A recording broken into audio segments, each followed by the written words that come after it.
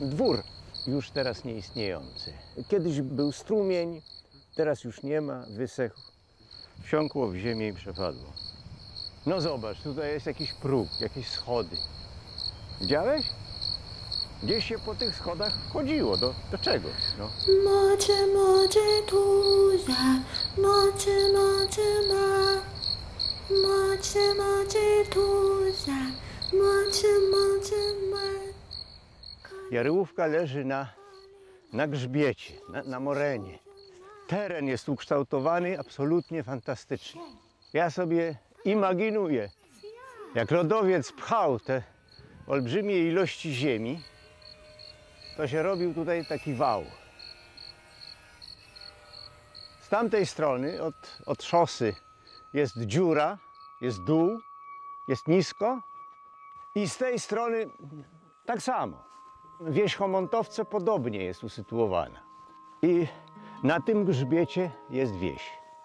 Ja mam wydruk z komputera, proszę Ciebie, o Jaryłówce i o jej najsłynniejszym mieszkańcu, czyli o Antonim Kamieńskim. Niektórzy mówią Kamińskim. Tamten dwór, już teraz nieistniejący, to była własność Kamieńskiego. Gdzieś od XVIII czy początku XIX wieku Jaryłówka należała do jego rodziny. I on tutaj mieszkał. Antoni Kamieński był przede wszystkim rysownikiem, ale uprawiał też malarstwo sztalugowe, olejne.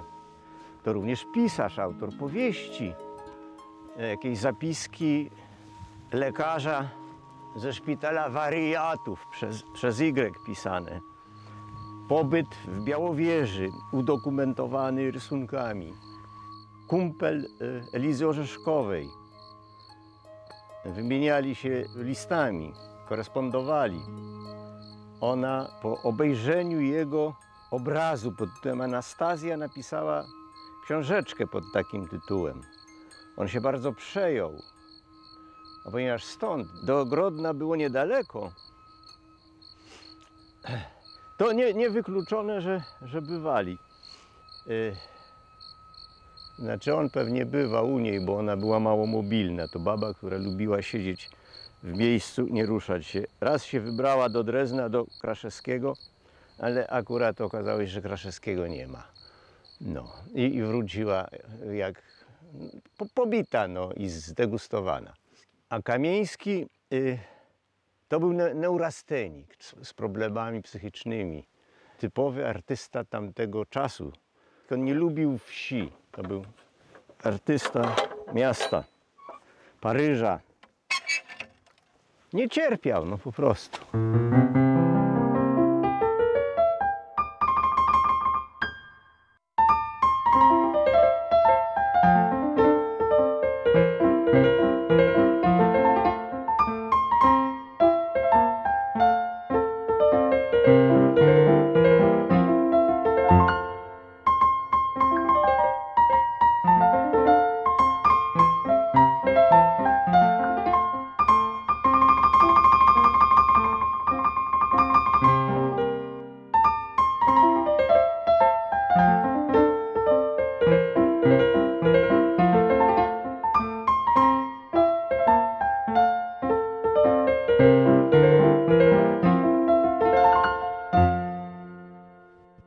Dwór to był duży budynek. Śladu nie ma po nim. Są jakieś kawałki potłuczonych cegieł, kamieni, ślad po fundamentach. No i są resztki w absolutnej ruinie zabudowań dworskich. Ten dwór był przebudowywany. I dookoła owego dworu i zabudowań dworskich był ogród, rodzaj takiego parku. Myślę, że starannie zaprojektowany i przez dziesiątki lat utrzymywany w stanie zadbanym. Około 8 hektarów podobno całość. Park przechodziliśmy górką tam. To był taki punkt widokowy. Można było sobie wejść wyżej i popatrzeć na dolinę, a dolina pełna uroku.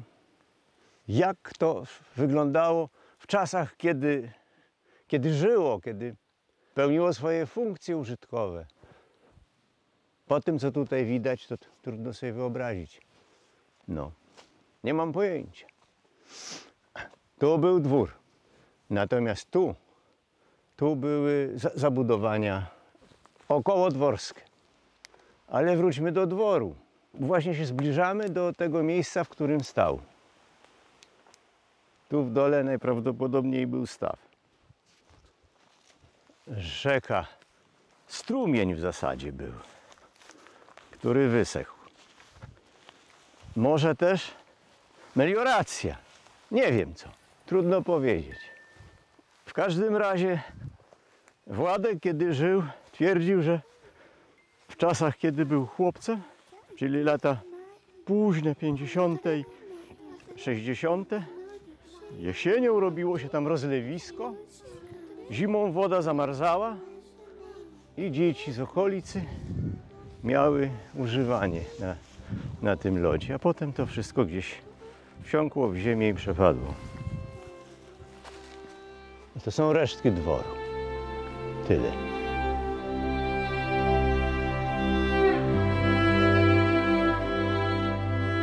W zasadzie to wszystko siadło i padło w wieku XX.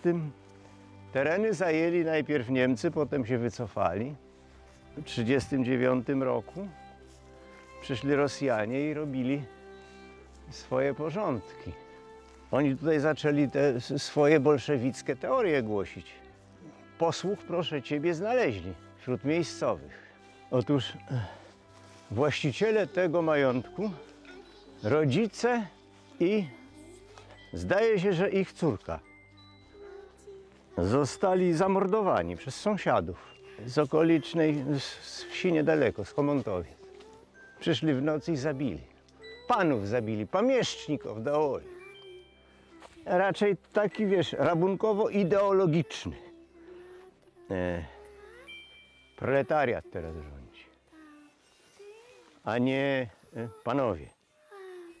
Mówiłem, pamiętników dałoli. A syn był w wojsku i właśnie wrócił, nie chciał starych budzić nocą, więc się umieścił w budynku gospodarczym i chyba widział, był świadkiem, jak dobierają się do jego rodziny. Wiesz, że nikt nie chce o tym mówić do tej pory? Już nie ma chyba tych, którzy to pamiętają. Ostatnio była moja sąsiadka, miała ponad 90 lat. Czasami z nią gadałem. Ona też była bardzo ostrożna.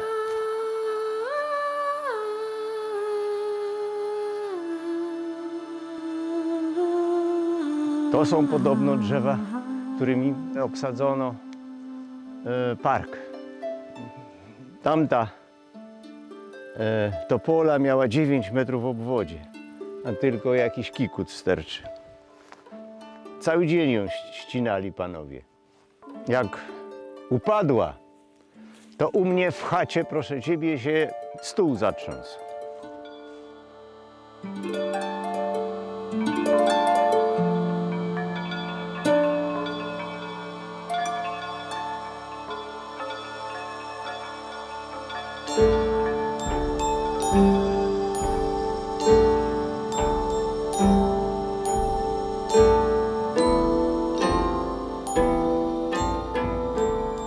Dom zbója zobaczymy.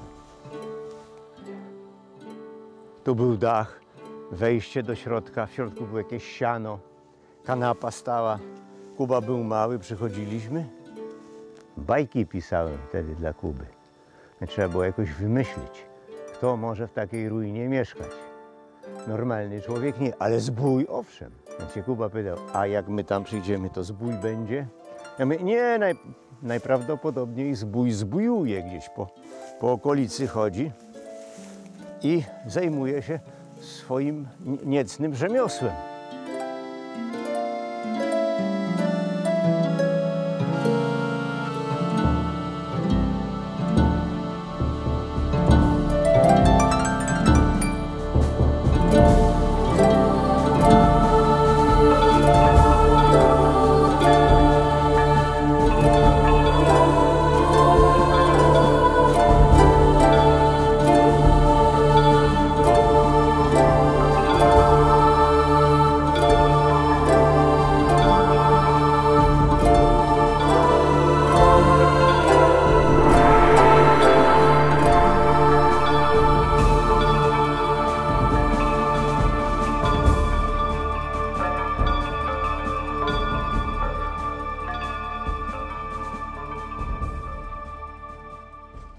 Władek to był facet, który mieszkał sam. Władek był synem robotników z PGR-u. Bo po wojnie, jak to się już wszystko, że tak powiem, ustabilizowało, tereny te wróciły do Polski, to zrobiono od Bobrownik przez Jaryłówkę do Łużan zrobiono PGR. Państwowe Gospodarstwo Rolne. Miejscowi mówili kołchoz. I w tym kołchozie, prawdę mówiąc, mieszkali, pracowali. No może nie wszyscy, ale większość mieszkańców stąd pochodzących. Rodzice Władka pracowali i Władek też przez jakiś czas pracował w tym kołchozie. Władek był fantastycznym człowiekiem. Kiedy kupiliśmy chatę, od strony północnej, od strony drogi, tej, którą szliśmy, nadszedł gość w marynarce, swetrze, dziury po papierosach, golnięty porządnie, rzucało nim z lekka na boki i zapytał się, czy on by jakiejś roboty nie dostał u nas. Narąbany także hej. Więc ja myślę sobie, okej, w porządku. Więc dałem mu klucz z pewnym niepokojem i lękiem, czy czegoś mi tam nie poskręca. I powiedziałem, co trzeba byłoby zrobić.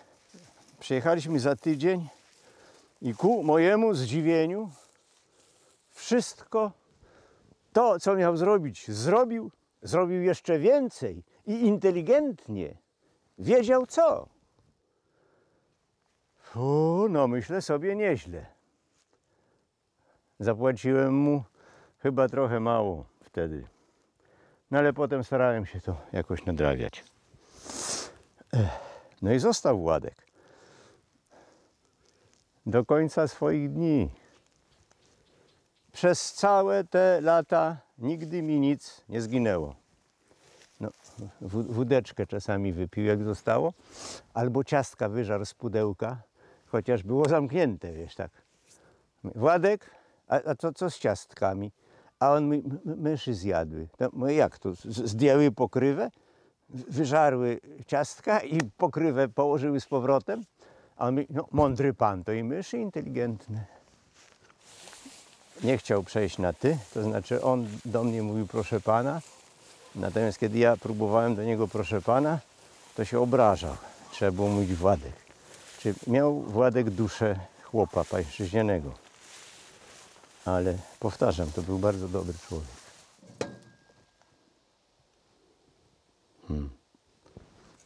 To jest matka Władka. 63 lata, Władek 61. Ojciec 74 lata. Co ona tu robi, nie wiem.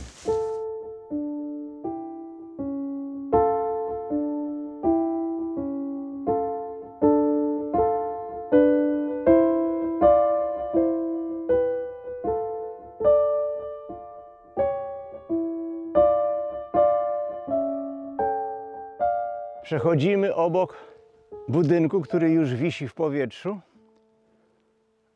To jest, wygląda jak bunkier.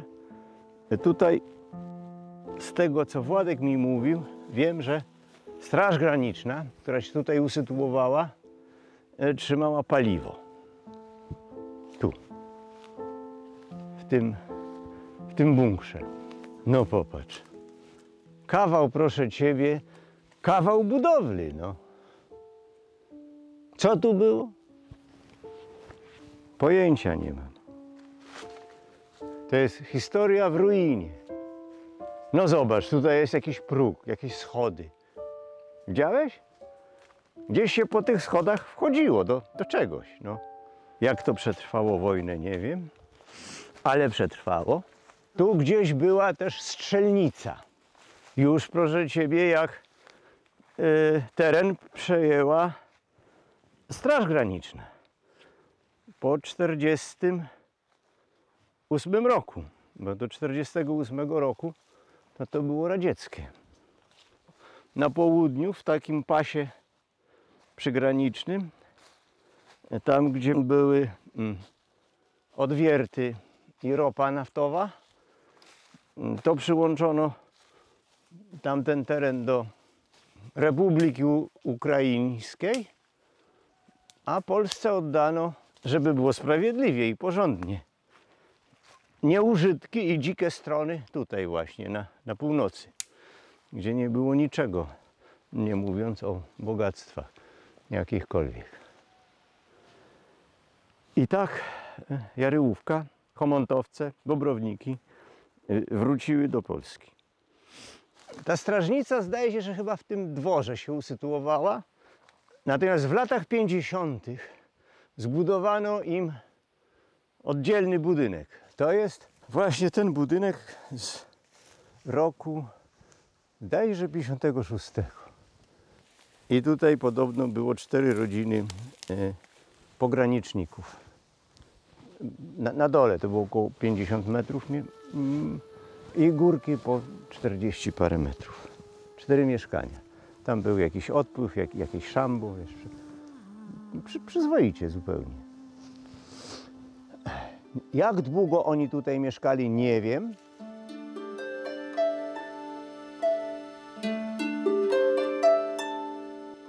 Moja sąsiadka, nieżyjąca już, pani Sewerynowa, ona kiedyś do mnie przyszła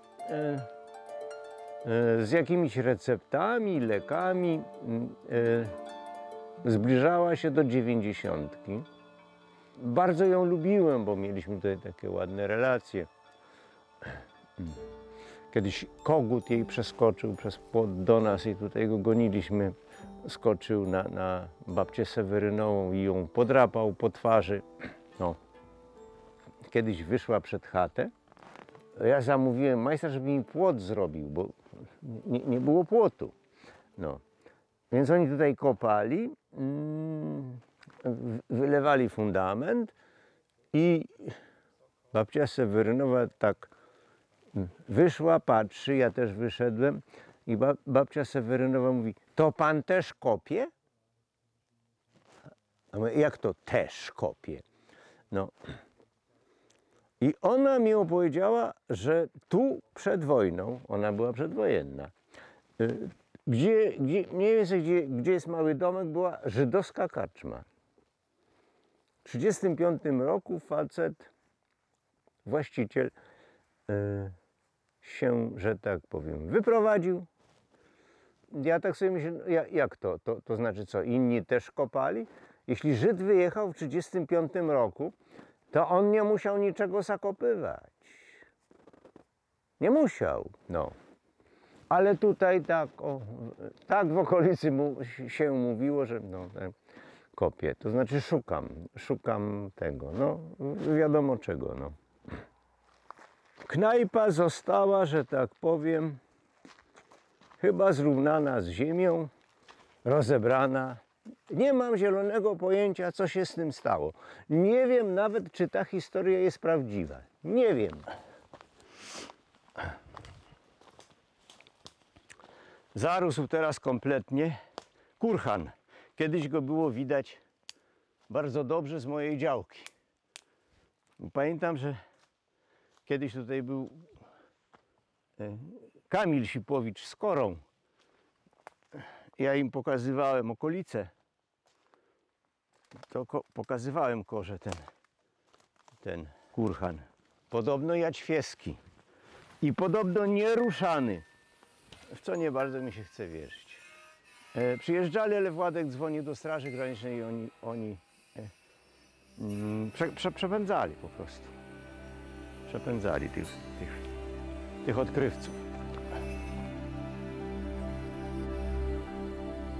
To raczej Jaryłówka mnie wybrała, to co ja tam? Los wybiera człowieka, nie człowiek los. Fajne zaczyna się wtedy, kiedy siebie w to zainwestujesz. Kiedy włożysz robotę, włożysz czas, włożysz pieniądz. Wiesz, że to jest w jakiś sposób twoje. Poza tym jakoś tak chyba dobrze mnie tutaj przyjęli. Miejscowi.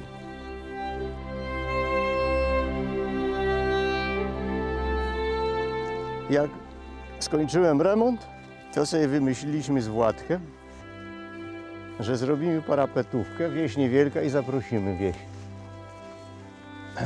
No i zaprosiliśmy wieś.